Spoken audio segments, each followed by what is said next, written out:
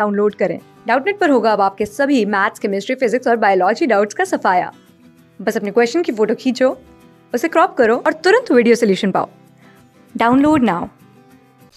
In this question we have given in the figure the vertical section of the string are long.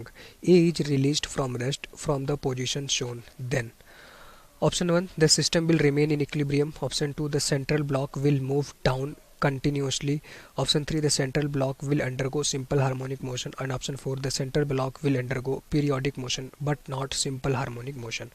तो आपको पता होगा कि जो पीरियोडिक मोशन होता है क्या होता है, किसी भी पर्टिकुलर टाइम के बाद हर पर्टिकुलर टाइम के बाद पाथ को रिपीट करे, तो वो पीरियोडिक मोशन होता है।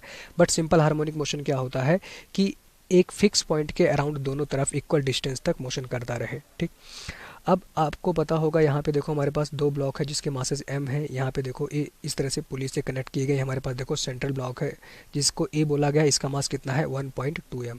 तो देखो सेंट्रल ब्लॉक का मास ज़्यादा है, मतलब कि जैसे ही रिलीज करोगे यहाँ पे देखो इसका वेट ज़्यादा होगा, 1.2 mg लगेगा वेट। बाकी इन दोनों का वेट नीचे की तरफ लगेगा mg, और यहाँ पे देखो वेट कितना लगेगा m इंटू जी के बराबर। तो इक्विलिब्रियम कंडीशन में तो नहीं होगा क्योंकि सेंट्रल ब्लॉक का वेट दोनों से ज़्यादा है। मतलब कुछ देर बाद देखो कि ये ब्लॉक नीचे की तरफ जाएगा और देखो स्ट्रिंग हमारे पास ऐसी हो जाएगी। कुछ देर बाद ब्लॉक हमारा नीचे चला जाएगा, यहाँ पहुँच जाएगा, तो स्ट्रिंग हमारी ऐसी हो जाएगी, ये आ गई, ये न्यू पोजीशन हो जाएगा। तो अगर मैं पुरानी वाली पोजीशन को डिलीट करूँ, क्योंकि जो सेंट्रल मास था 1.2 m था, बाकी जो दोनों एंड पे मास लगे थे mg था, तो सेंट्रल मास ज़्यादा था, उसका वेट नीचे होगा, तो वेट नीचे होगा तो ये जो सेंट्रल ब्लॉक है देखो इस पोजीशन से नीचे की तरफ चला जाएगा। अब यहाँ से जैसे नीचे जाएगा, और क्यों जाएगा, क्योंकि इसका जो वेट लग रहा होगा 1.2 mg वो नीचे की तरफ लग रहा होगा। ठीक, तो इस सिचुएशन में तो ये जो हमारे पास सिस्टम है इक्विलिब्रियम कंडीशन पे नहीं है, ये हमारा गलत होगा। जैसे ही रिलीज करोगे जो ये ब्लॉक ए है या सेंटर ब्लॉक है वो नीचे की तरफ जाएगा, और स्ट्रिंग देखो ये हमारा कहीं ये इनिशियल पोजीशन थी, स्ट्रिंग अभी देखो हॉरिजॉन्टल थी, अब हॉरिजॉन्टल से कुछ एंगल बनाएगी, थीटा एंगल बनाएंगी। ठीक, ये हो गया हमारे पास। तो ये तो इक्विलिब्रियम कंडीशन नहीं था, पहला गलत हो गया। The central block will move down continuously. अब क्या ये सेंट्रल ब्लॉक कंटिन्यूसली मूव करेगा डाउन डायरेक्शन में? ऐसा भी कंटिन्यूसली मूव नहीं करेगा। क्यों नहीं मूव करेगा, अब यहाँ पे इसको डिटेल में देखते हैं। जब सेंट्रल ब्लॉक लेट से यहाँ पे पहुँच गया, ठीक, या यहीं पे देख सकते हो यहाँ पे हमारे पास इस स्ट्रिंग में टेंशन टी आएगा, क्योंकि ये मिडिल जो ये ब्लॉक सेंट्रल ब्लॉक था, दोनों जो स्ट्रिंग हॉरिजॉन्टल थी उसके मिडिल में था, तो इसमें भी सेम टेंशन टी आएगा। अब अगर ये हॉरिजॉन्टल से थीटा एंगल बना रहा है तो यहाँ से भी ये भी एंगल हमारे पास देखो थीटा होगा, तो ये भी हमारे पास एंगल थीटा होगा। अब इस टी के मैं दो कंपोनेंट करूँगा। एक तो देखो हॉरिजॉन्टल डायरेक्शन में आ जाएगा टी कॉस थीटा, यहाँ से आप देख सकते हो टी कॉस थीटा। इस टी का भी कंपोनेंट इस डायरेक्शन पे आएगा टी कॉस थीटा, लेकिन दूसरा कंपोनेंट ऊपर की तरफ जाएगा। तो इस टी के दोनों कंपोनेंट ऊपर की तरफ जाएंगे तो उसकी वैल्यू कितनी हो जाएगी हमारे पास, देखो इस टी का कंपोनेंट ऊपर की तरफ जाएगा टी साइन थीटा, और इस टी का भी कंपोनेंट ऊपर की तरफ जाएगा टी साइन थीटा, दोनों मिलके हो जाएंगे 2t साइन थीटा। अब एक ऐसा समय आएगा, देखो जो सेंट्रल ब्लॉक था ए वाला, इस पे किसी मोमेंट पे मैंने देखा जब स्ट्रिंग ये थोड़ा ब्लॉक नीचे गया, स्ट्रिंग हॉरिजॉन्टल से थीटा एंगल बना रही थी, दोनों सेम स्ट्रिंग हॉरिजॉन्टल से थीटा एंगल बना रही थी, तो उस समय इस ब्लॉक पे जो अपवर्ड फोर्स लगा देखो 2t साइन थीटा लगा। ठीक, अब क्या होगा, यहाँ पे इसका वेट कंटिन्यूसली डाउनवर्ड डायरेक्शन में लगेगा 1.2 mg। एक ऐसा समय आएगा कि जब ये नीचे गया होगा और फिर वहाँ जाके रुक गया होगा, इक्विलिब्रियम कंडीशन अटेंड हो चुकी होगी। अब ऐसा मैंने मान लिया कि एक ऐसा समय आएगा, देखो जैसे अभी जिस मोमेंट पे आपने रिलीज किया वो तो इक्विलिब्रियम कंडीशन नहीं थी, अब ये नीचे की तरफ जाएगा। एक ऐसा समय आएगा कि ऊपर वाला जो 2t साइन थीटा है वो 1.2 mg को बैलेंस कर देगा, और इस समय ये ब्लॉक हमारा इक्विलिब्रियम कंडीशन में आ गया। कौन सा ब्लॉक, ए ब्लॉक। और देखो उस समय जो स्ट्रिंग है हॉरिजॉन्टल से कितना एंगल बना रही है, थीटा। तो सारे फैक्टर यहाँ पे आपको लेके चलना पड़ेगा। तो इस समय इक्विलिब्रियम कंडीशन पे हमारे पास देखो 2t sine theta is equals to क्या आ गया हमारे पास, देखो m इंटू जी के बराबर। अब आप देख सकते हैं जो स्ट्रिंग ने एंगल बनाया theta, theta is very small. ऐसे भी आप लेके इसको ऐसे एज्यूम करोगे कि जो थीटा होगा वो हमारा बहुत स्मॉल होगा। तो अगर थीटा बहुत स्मॉल है तो साइन थीटा थीटा के बराबर हो जाता है, तो आ जाएगा हमारे पास देखो 2t theta is equals to क्या हो जाएगा, सॉरी यहाँ पे 1.2 mg आएगा, ये हमारा आ जाएगा 1.2 mg। ठीक, तो यहाँ पे आ जाएगा हमारे पास देखो 1.2 mg के बराबर। ये कौन सी कंडीशन थी, इक्विलिब्रियम कंडीशन थी ब्लॉक ए की, जब अपवर्ड वाला force 2t theta is equals to 1.2 mg आ जाएगा, ये इक्विलिब्रियम कंडीशन थी। तो इस समय पूरा सिस्टम क्या होगा, हमारे पास रेस्ट होगा।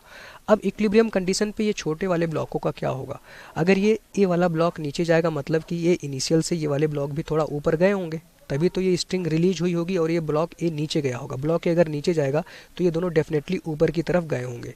जब ये ब्लॉक ए रेस्ट में आ जाएगा तो ये लोग थोड़ा सा ऊपर जाके रेस्ट में आ जाएंगे, और इन लोग की भी ये वाली सिचुएशन, जब ये इक्विलिब्रियम कंडीशन में था तो ये लोग भी अपने इक्विलिब्रियम कंडीशन पे आएंगे और यहाँ पे ऐसे रेस्ट में पूरा सिस्टम रहा होगा। तो रेस्ट वाला अगर मैं डायग्राम बनाऊँ तो इस तरह से बना सकता हूँ। देखो हमारे पास ये न्यू वाली इक्विलिब्रियम पोजीशन आ गई जब स्ट्रिंग हमारा हॉरिजॉन्टल से थीटा एंगल बना रही थी। उस समय थोड़े से ब्लॉक ऊपर गए होंगे, ये सब पूरा सिस्टम इक्विलिब्रियम कंडीशन में रहेगा। ये वाला ब्लॉक भी इक्विलिब्रियम कंडीशन पे रहेगा, ये वाला ब्लॉक भी इक्विलिब्रियम कंडीशन पे आएगा। यहाँ पे देखो अपवर्ड डायरेक्शन में जो फोर्स लग रहा था देखो कितना था 2t थीटा, डाउनवर्ड डायरेक्शन में कितना फोर्स लग रहा था 1.2 mg, और इस समय स्ट्रिंग में जो टेंशन था वो तो t था ही था। अब ये इक्विलिब्रियम कंडीशन आ गया। अब इसको मैं जो देखना था ये कौन सा मोशन करेगा। तो अगर मैं मान लेता हूँ इस ब्लॉक को इक्विलिब्रियम कंडीशन से थोड़ा सा डेल्टा एक्स डिस्टेंस मैंने इसको और थोड़ा सा नीचे खींच दिया, तो देखो अब स्ट्रिंग कितना होगा डेल्टा थीटा एंगल में और बढ़ जाएगा एंगल। मैंने ऐसा माना कि जब इस ब्लॉक ए को थोड़ा सा डेल्टा एक्स डिस्टेंस नीचे खींचोगे तो स्ट्रिंग देखो डेल्टा थीटा एंगल इंक्रीज कर जाएगा। तो ये टोटल एंगल हमारे पास देखो कितना हो जाएगा थीटा प्लस डेल्टा थीटा, और इस केस में जो फोर्स हो जाएगा 2t। अब यहाँ पे देखो स्ट्रिंग ऐसे ये टोटल स्ट्रिंग कितना एंगल बनाएगी थीटा प्लस डेल्टा थीटा, तो एंगल कितना हो जाएगा हमारे पास देखो फोर्स कितना लग रहा था 2t थीटा जब एंगल बन रहा था, अब स्ट्रिंग कितना एंगल बनाएगी टोटल हॉरिजॉन्टल से theta plus delta theta, theta plus delta theta. अब आप देखोगे अगर ये एंगल इंक्रीज करेगा क्योंकि ये फोर्स हमारा देखो इक्विलिब्रियम कंडीशन वाली सिचुएशन ये थी 2t theta equals to 1.2 mg। अगर ये थीटा हमारा इंक्रीज करेगा, देखो थीटा बढ़ के कितना हो गया थीटा प्लस डेल्टा थीटा, यहीं से सॉल्व कर सकते हैं। थीटा हमारा इंक्रीज करेगा तो ये वाला फोर्स हमारे पास देखो इंक्रीज कर जाएगा 2t थीटा कितना हो गया थीटा प्लस डेल्टा थीटा, ये अब हमारा ग्रेटर देन हो जाएगा 1.2 mg से, और ये फोर्स ऑलवेज ऊपर की तरफ ही लगेगा। देखो पहले कितना लग रहा था जब स्ट्रिंग हॉरिजॉन्टल से कितना एंगल बना रही थी थीटा, तो अपवर्ड या रिस्टोरिंग फोर्स लग रहा था 2t थीटा। अब एंगल कितना हो गया देखो दोनों तरफ स्ट्रिंग का थीटा प्लस डेल्टा थीटा, तो एंगल कितना हो गया थीटा प्लस डेल्टा थीटा, ये आ गया। अब ये जो फोर्स होगा देखो थीटा के बढ़ने से फोर्स हमारा ये जो पूरा रिस्टोरिंग फोर्स था इसकी वैल्यू बढ़ जाएगी, मतलब ऊपर वाला फोर्स बढ़ चुका होगा। तो जैसे ही डेल्टा एक्स डिस्प्लेसमेंट आप नीचे करोगे तो ऊपर वाला फोर्स बढ़ चुका है, इसको खींच के वापस इसके मीन पोजीशन पे ले आएगा। जब ये मीन पोजीशन पे आ गया तो यहाँ पे रुकेगा नहीं, इनर्शिया की वजह से ये देखो उतनी ही डिस्टेंस डेल्टा एक्स ऊपर की तरफ जाएगा। तो ये वाला जो ब्लॉक है देखो सिंपल हार्मोनिक मोशन करेगा, क्योंकि मैंने प्रूफ कर दिया इक्विलिब्रियम कंडीशन ये थी थीटा बढ़ाने पे ये जो 2t थीटा इसको कहेंगे रिस्टोरिंग फोर्स, ये हमारा देखो रिस्टोरिंग फोर्स इंक्रीज कर गया। अगर रिस्टोरिंग फोर्स इंक्रीज कर गया, रिस्टोरिंग फोर्स हमेशा किधर लगता है मीन पोजीशन की तरफ या इक्विलिब्रियम पोजीशन की तरफ। ये ब्लॉक की इक्विलिब्रियम ए वाली ब्लॉक की ये इक्विलिब्रियम कंडीशन थी जब ये स्ट्रिंग सिर्फ थीटा एंगल बनाती थी। मैंने इसको थोड़ा नीचे खींचा डेल्टा एक्स लीनियर डिस्प्लेसमेंट किया तो स्ट्रिंग देखो टोटल कितना एंगल बनाएगी theta plus delta theta, angle बढ़ गया मतलब रिस्टोरिंग फोर्स बढ़ गया ऊपर वाला। अगर जैसे ही छोड़ोगे तो ऊपर वाला फोर्स इसके वेट से ज़्यादा होगा। यहाँ पे जो ऊपर वाला फोर्स लग रहा था कितना 2t theta plus delta theta, ये फोर्स ऑफकोर्स किस वाले ब्लॉक पे लगेगा इस नीचे वाले ब्लॉक पे। देखो ऊपर की तरफ इतना फोर्स लगेगा, वो फोर्स कितना होगा 2t theta plus delta theta. अब यहाँ पे इसका वेट कितना था 1.2 mg। कौन सा फोर्स ज़्यादा है, ऊपर वाला फोर्स ज़्यादा है, मतलब ये ब्लॉक ऊपर की तरफ मूव कर जाएगा अपनी इक्विलिब्रियम पोजीशन पे। अगर आप यही वाइस वर्सा भी सोच सकते थे, कोई ज़रूरी था कि इसको मैं नीचे खींचता इस वाले ब्लॉक को, इसके इक्विलिब्रियम पोजीशन से मैं थोड़ा सा ऊपर उठा देता तो यहाँ पे हमारे पास क्या होता थीटा हमारा कम हो जाता। थीटा कम होता तो ये रिस्टोरिंग फोर्स कम होता, उस समय mg या 1.2 mg ज़्यादा हो जाता। जैसे ही रिलीज करते नीचे वाला फोर्स ज़्यादा होता, फिर से ये अपने मीन पोजीशन या इक्विलिब्रियम पोजीशन पे वापस आ जाता। तो ये जो ब्लॉक है ये सिंपल हार्मोनिक मोशन कर रहा होगा। अब ब्लॉक ये दोनों का देखो ये क्या होगा, जब आपने डेल्टा एक्स डिस्प्लेसमेंट किया तो ये वाला ब्लॉक ऊपर गया होगा, ये वाला ब्लॉक भी कुछ डिस्टेंस ऊपर गया होगा। जैसे ही छोड़ोगे तो ये सिस्टम देखो अभी ऊपर वाला फोर्स ज़्यादा था तो ये जो ब्लॉक होगा यहाँ से ऊपर जाएगा तो ये लोग देखो नीचे आएंगे, मतलब ये पूरा सिस्टम ही सिंपल हार्मोनिक मोशन कर रहा होगा। तीनों ब्लॉक एक साथ सिंपल हार्मोनिक मोशन कर रहे होंगे। तो आंसर क्या हो जाएगा, तीनों ब्लॉक की तो हमें बात नहीं कर रहा है, यहाँ पे कह रहा है the centre block will move down continuously. नहीं, एक ऐसा समय आएगा सेंट्रल ब्लॉक इक्विलिब्रियम कंडीशन पे आ जाएगा, रुक जाएगा। थोड़ा सा इक्विलिब्रियम कंडीशन से और डिस्प्लेसमेंट करोगे तो जो फोर्स होगा अपवर्ड वाला फोर्स वो इंक्रीज कर जाता है, जिससे वो अपने मीन पोजीशन पे वापस लौट जाएगा। तो इस तरह का ये सिंपल हार्मोनिक मोशन मोशन होता है, मतलब राइट आंसर क्या होगा, ऑप्शन नंबर 3। यहाँ पे ये जो दोनों ब्लॉक थे इनके बारे में नहीं पूछा गया है, बट ये दोनों ब्लॉक भी सिंपल हार्मोनिक मोशन कर रहे होंगे।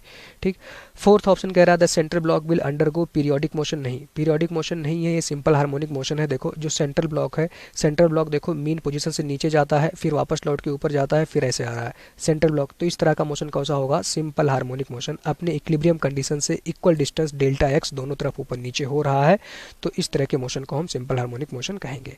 तो आंसर क्या हो जाएगा, option number 3। Thank you. Class 6 से 12 से लेके नीट, IIT, जेई मेंस और एडवांस के लेवल तक 10 मिलियन से ज्यादा स्टूडेंट्स का भरोसा। आज ही डाउनलोड करें डाउटनेट ऐप या व्हाट्सएप कीजिए अपने डाउट्स 8400 400 400 पर।